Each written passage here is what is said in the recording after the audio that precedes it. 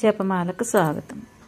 ఈరోజు మనం గోకర్ణం గురించి తెలుసుకుందాము. గోకర్ణం మహాక్షేత్రం అందు శివలింగాన్ని చూసినా చాలు జన్మరాహిత్యం అవుతుందని స్కాంద పురాణంలో తెలియజేస్తారు. ఆ క్షేత్రం అంతటికీ కూడా మహిమ ఆపాదించిన కారణం ఏంటంటే, రావణుడు తల్లి పేరు కైకసి. ఆమె ప్రతినిత్యం మట్టితో శివలింగాన్ని చేస్తూ ఉంటుంది. ఆ పార్థివలింగాన్ని ఎంతో శ్రద్ధగా భక్తి శ్రద్ధలతో ఆరాధిస్తూ ఉంటుంది.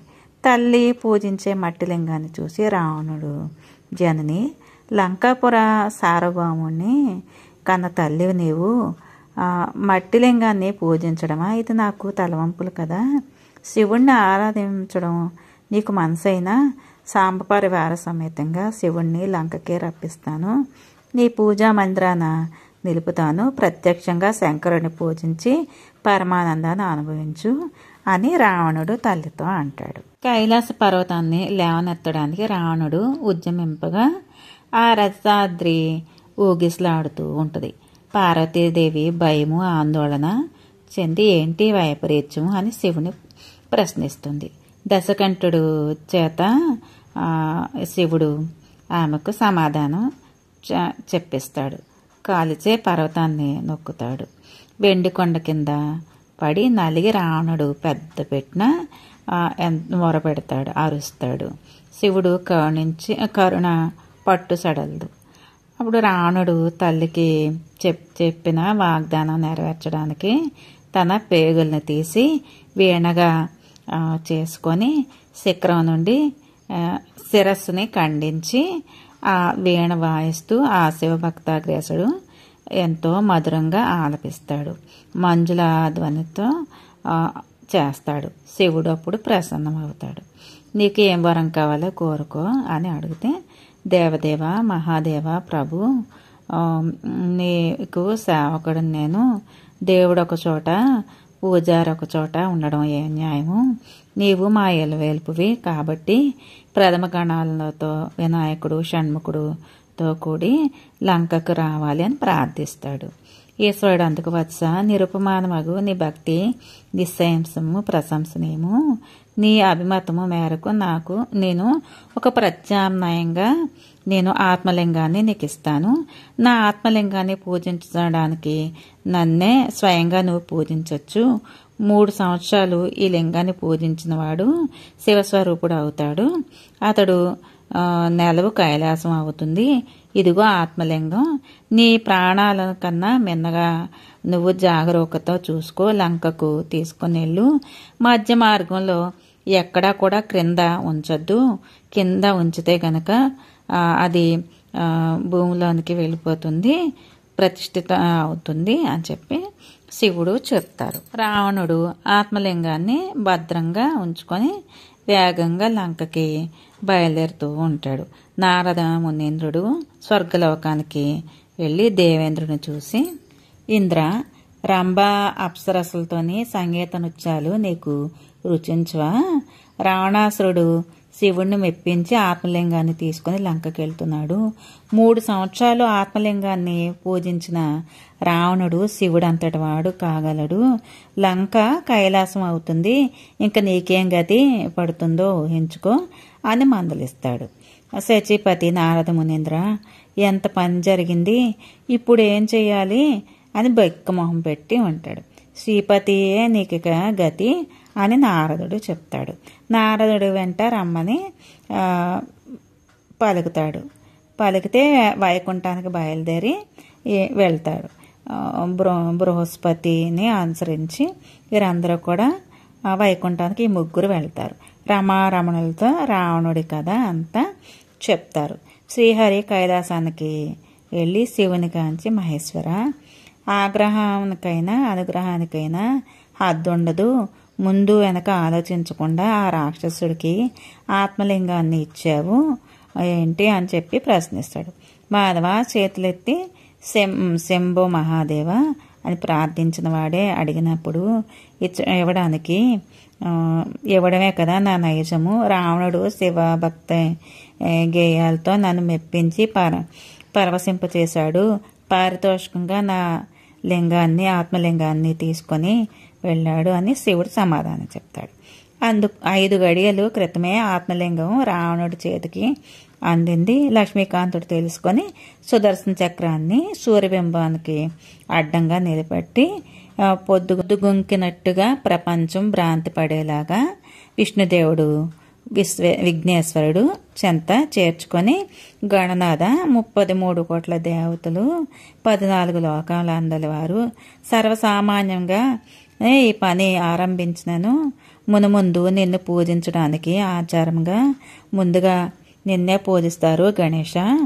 రావణుడు ఆత్మలింగాన్ని సాధించి తీసుకొని వెళ్తూ ఉన్నాడు. ముందు నిన్ను పూజించాడా లేదా అని చెప్పి కార్యసిద్ధికి అయినా పిదప నిన్ను పూజించాడా లేదా చెప్పు. పూజించలేదు కదా. ఇంతకు రావణుడి అహంకారము మించిపోయింది.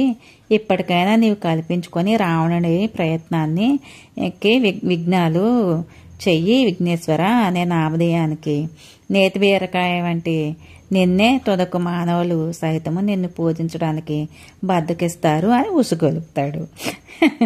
నారదుడు రావణుడికి ఎదురుగా లంకాపురేశ్వరుడు వెళ్తారు. ఏదో ఘనకార్యం సాధించినట్లు ప్రశంసిస్తాడు. అవును నారద, ఆత్మలింగాన్ని సాధించి తెచ్చితేనే రావణుడు తెలుపుతాడు. నారదుడు ఆ లింగాన్ని చూసి నిజమే, ఇది శివుడు ఆత్మలింగం. పూర్వం ఒక భయంకర మృగము ఉండేది. దానికి 3 కొమ్ములున్నాయి. త్రిమూర్తులు ఆ మృగాన్ని వేటాడి వధించి 3 శృంగాలందు లింగములను ధరిస్తారు. ఆ లింగమే శివానుగ్రహమున నీకు లభించింది అని ప్రశంసించి సాయం సమయమైంది, సంధ్యావందనం ఆచరించడానికి వెళ్ళు, సెలవని చెప్పి పంపుతాడు. రావణుడు కాలాతిక్రమణం అవుతున్నది అని చెప్పి దోషం కలగకూడదు, సంధ్యావందనం చేయాలి అనే నియమం ఉంది కాబట్టి ఆత్మలింగాన్ని చేతిలో పట్టుకొని అటు ఇటు చూస్తూ ఉంటాడు. 20 కన్నులు ఉన్న ఒక బ్రహ్మచారి కనిపిస్తాడు. దశకంఠుడు ఆ వాటిని చూసి, బాలక నీ పేరేంటి, ఎవరువాడు నువ్వు, నీ తల్లిదండ్రులు ఎవరన్నాడు. నా పేరు గణేష్ భట్టు, మా తండ్రి పేరు శివయ్య, అమ్మ పేరు గౌరమ్మ. మీ తండ్రి ఏమీ చేయను అనంటే ఎల్లవేళలా ముక్కు మూసుకొని రామతారక మంత్రం జపిస్తూ ఉంటాడు. మధ్యాహ్న సమయాన భిక్షాటనకి బయలుదేరతాడు. అయ్యో పాపం, అందులోకే కాబోలు బక్క చిక్కు ఉన్నావు అని చెప్పి అనుకుంటాడు.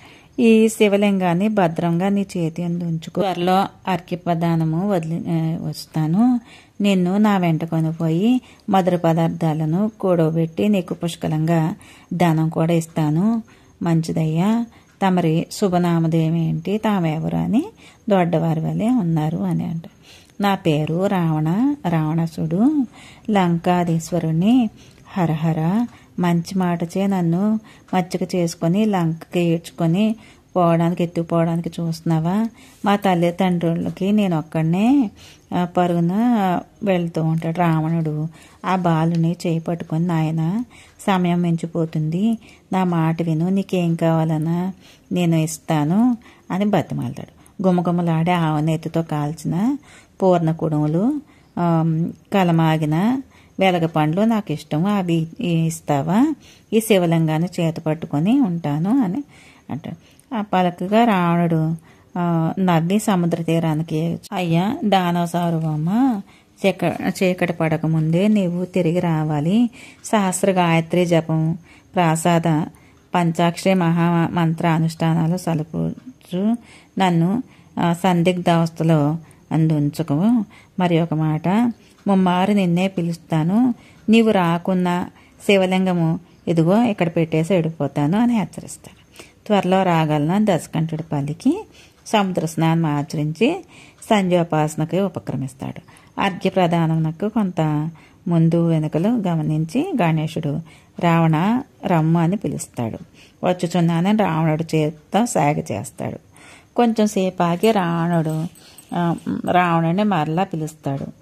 పిలిచి మూడోసారి అయ్యా అని నేను వెళ్తున్నాను అని చెప్పి గణపతి కేక పెట్టి రావణుడు వచ్చే అంతలో శివలింగాన్ని భూమిపై పెట్టేస్తాడు. అదంతా చేతులు ఎందు ప్రాణాలు పెట్టుకొని అంతరిక్షాన గణపతి వంక దీనంగా చూసుకుంటూ దేవతల శివలింగాన్ని గురించి సంతోషించి పూలవాన కురిపిస్తారు. శివలింగం భూమిపై ఉన్నది. రావణుడు హతాశుడైపోతాడు. 10 తలల గిర్రున తిరుగుతాయి. 20 కన్నులు బయర్లు కమ్ముతాయి. నోట మాట రాలేదు. 4 పిడుచుకట్టుకుపోయింది. ఎంత పని చేశావు అని చెప్పి గణపతి వంక కాడు దీనంగా చూసి వెంటనే కోపోద్రిక్తుడే ఆ బిడ్డని కుడుములు వెలగ పండ్లేవుగా అని పిడికిడితో తెచ్చి దెబ్బలు కొడతాడు. వినాయకుడు తప్పించుకొని పోతాడు. రావణుడు ఎలాగైనా సరే ఆత్మలింగాన్ని భూమిలో నుంచి బయటకు తీయాలి అని అనుకుంటాడు. 20 చేతులు బలంగా కూడగట్టుకొని అకుంఠితంగా ప్రయత్నం చేస్తాడు. ఆత్మలింగము 7 పాతాళ పర్యంతం లోనకు వెళ్ళిపోతుంది, కదలలేదు. రావణుడు తన మొండి పట్టులో విడవలేదు. రావణుని కరాలు చేతులు బాగా నొప్పిచ్చి అరిగిపోయి గోకర్ణాకృతిలో రూపొందుతాయి. విసిగి వేసారి రావణుడు అక్కడే శివుణ్ణి గూర్చి తపమాచరించి ఈశ్వరానుగ్రహం పొందుతాడు. బ్రహ్మాది దేవతలు అక్కడ తపం చేస్తారు. ఇష్టార్థంగా 33 కోట్ల దేవతలు ఆ గోకర్ణ క్షేత్రాన శివభక్తి పారాయణలై మెలుగుతారు. ఆ మహాపవిత్ర గోకర్ణ క్షేత్రం భూకైలాసమని ముల్లోకాలు ఆనందించి వాసుకెక్కుతారు. ఆ శివలింగాన్ని మహాబలేశ్వరుడుగా చెబుతారు. థ్యాంక్ యూ ఫర్ వాచింగ్ అండి. ఓం నమ శివాయ. ఈ నెక్స్ట్ తర్వాత భాగంలో గోకర్ణ యాత్ర ఫలితం గురించి విందాము. నేను చెప్పింది మీకు నచ్చితే కనుక మీ ఫ్రెండ్స్కి షేర్ చేయండి, లైక్ చేయండి, సబ్స్క్రైబ్ చేసుకోండి. థ్యాంక్ యూ ఫర్ వాచింగ్ అండి.